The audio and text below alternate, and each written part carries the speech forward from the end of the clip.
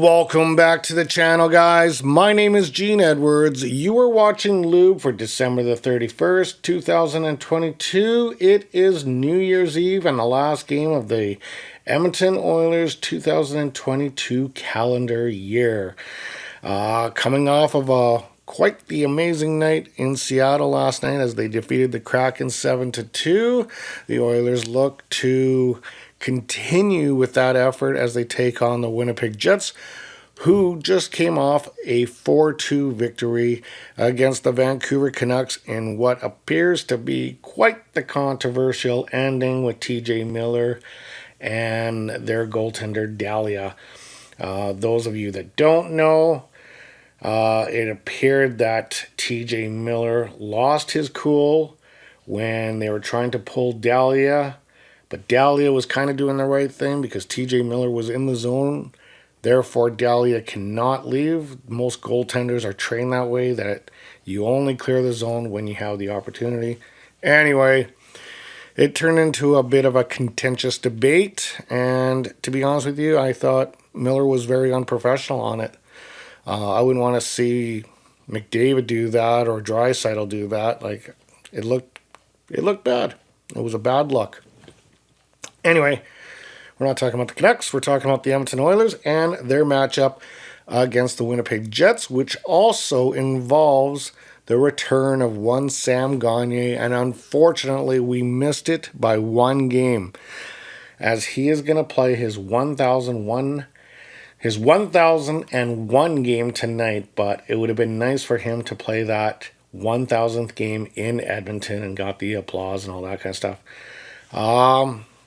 He was one of the popular guys, I would say, and he's mostly noted for, and I believe it was a 7-point, I could be wrong, but a 7-point night against Chicago Blackhawks, where he was basically creeping onto Daryl Sittler's historic numbers, and he'll always be remembered in Edmonton for that. Through his career, Sam Gagner has now, like I said, 1,000 games played, 190 goals, 326 assists for 516 points overall, and 435 penalty minutes. Was he a superstar? By no means, but he was very consistent. He was very deliberate. When he did his second round with the Oilers, he was kind of a third round plug, or a third line plug, not round plug, but a third line plug.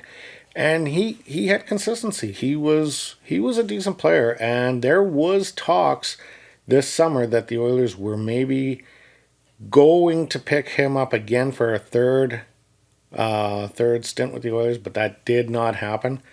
There was talks about him coming on a PTO, but he ended up opting for the Winnipeg Jets, which were going to give him a contract. And a PTO, you never know what's going to happen. He went with the contract, and rightfully so. That was a smart move on his part. Winnipeg offered him a contract. He signed, and there you have it. He is now a Winnipeg Jet. Okay, going into tonight's game, Winnipeg is pretty banged up. Still no word on Draisaitl, and I'm going to touch on that after I go through the Winnipeg lineup. But they have Nate Smith, upper body, Nikolai Ehlers, hand, Josh Morrissey, lower body, questionable, so he may be in the lineup tonight. Blake Wheeler, his groin. Logan Stanley, lower body, out. Mason Appleton, wrist, out. Sakuko Mandolin, upper body, out. And Cole Perfetti, undisclosed, out. So they are hurting, and they're still getting it done. That's one thing about the Winnipeg Jets that I absolutely think is admirable, that when it comes up to the next man up, the next man does actually step up. As far as the Edmonton Oilers, Ryan Murray, he's out with a back injury. Evander Kane, the wrist injury. Leon Draisaitl, I still don't know what is going on with him. They have him listed as undisclosed, and this is on Vegas Insider. But I still don't know what's going on with him. They have him listed as out, and then Philip Broberg's ankle out. So there you have it. When it comes to the previous matchups between the two teams, it's been fairly even in the last 10 meetings, 5-5. And in fact, even the games have been pretty much even. The low scoring games have been very low scoring, and the high scoring games have been high scoring, but it's never been a great margin in goals. So your low scoring ones, they've had 2-1 games, 4-2 games. And then you got your high scoring games where, well, actually, there was one large margin game, and that was April 26, 2021, where the Oilers defeated the Jets 6-1. So that's one large margin. But yeah, they have games as high as what they did on May 23rd, 2021, when Winnipeg defeated the Oilers 5-4. So they have 9-goal games. They have your 3-goal games. So it makes it kind of tough to make a very accurate assessment on where the under-over is going to go. Or even how the game's going to go. Now, because the Oilers flew back from Seattle, and they're coming off of a super high, I just think that Winnipeg might have the upper hand in this one, and I hate to say that. And the reason why I do say that is one of the cold trends that the Oilers have is they are 1-6 in their last 7 games, scoring 5 or more goals in their previous game. So they have a history of kind of not playing very well in the last 7 games.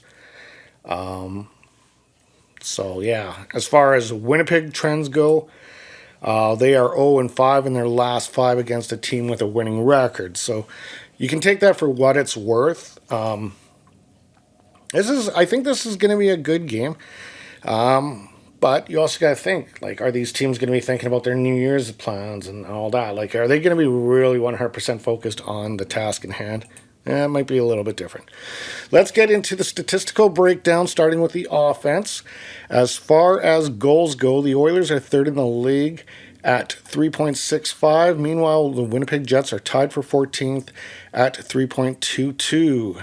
When it comes to shots on goal, the Oilers are 14th in the league at 32. Meanwhile, the Jets are 21st in the league at 30.4. When it comes to the power play percentage, Edmonton Oilers first in the league, now at 33.3% on the power play. Meanwhile, the Jets are 12th in the league at 23.6%. When it comes to face-off percentage, the Edmonton Oilers are tied for 18th in the league at 49.5%. The Jets are 25th in the league at 47.3%. Shooting percentage, the Oilers are 5th in the league at 11.4%. And the Jets are 9th in the league at 10.6%. When it comes to your defensive stats, Oilers are 20th in the league for goals allowed at 3.35. Meanwhile, the Jets are 5th in the league at 2.61. Shots on goal allowed, the Edmonton Oilers are 25th in the league at 33.1. Meanwhile, the Winnipeg Jets are at 31.1, which is 13th in the league. Penalty minutes, Oilers are 10th in the league at 8.3. Meanwhile, the Jets are 12th in the league at 8.4. And your penalty kill, the Oilers are 26th in the league at 73.1. And the Jets are 10th in the league at 81.4. As far as your goaltenders go, Connor Hellebuyck has a record of 17-9-1. 2.37 goals against average, and a .926 save percentage. Jack Campbell likely going to be starting tonight because Stu played last night. His record is 8-6-1 with a 4.02 goals against average and a .876. So that's another huge factor. You got a real good goalie in Hellebuyck and a goalie that's really fighting it and struggling in Jack Campbell. Ugh. I hate to say it, guys, I don't like the Oilers' chances tonight. I just don't. Boo me, I know. I want better results, trust me. But I got that feeling now more and more when I read the fact that they're going up against a Vezina caliber goalie and we're using our goalie that's struggling. That concerns me a lot. Their home record is, so Winnipeg's home or away record is 22-13-1. or sorry, their Winnipeg's record is 22-13-1. The Oilers' record is 20-15-2. On the road, Winnipeg is 9-7-1. The Oilers struggle at home. So there's a lot of indicators to me that point that this is going to go Winnipeg's way tonight. I'm such a Debbie Downer on New Year's, eh? 9-9-1 is their home record in the last 10. Okay, here's an optimistic thing. Winnipeg is 4-6 in the last 10. Meanwhile, the Oilers are 5-3-2, and they are on a 2-game winning streak. So there's some optimism after all.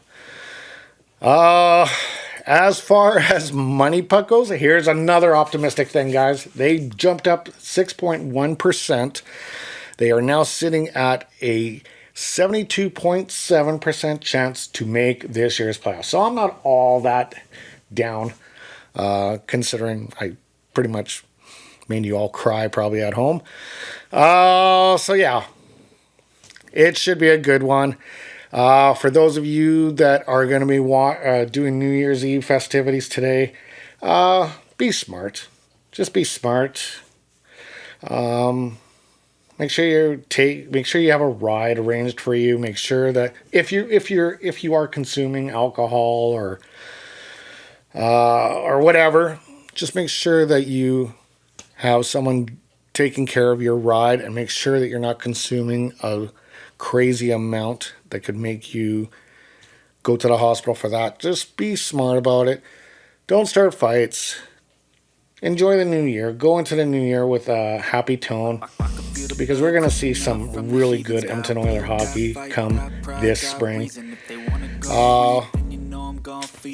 That's it. That's all I got for you. I will be back later tonight to do the recap on this game. As always, guys, stay healthy, stay happy, stay hydrated. Tonight, stay extra hydrated. We will talk soon. Keeps bleeding from the words I spit, so sharp, so freezing, so cold. Behold, frostbite, they feeling.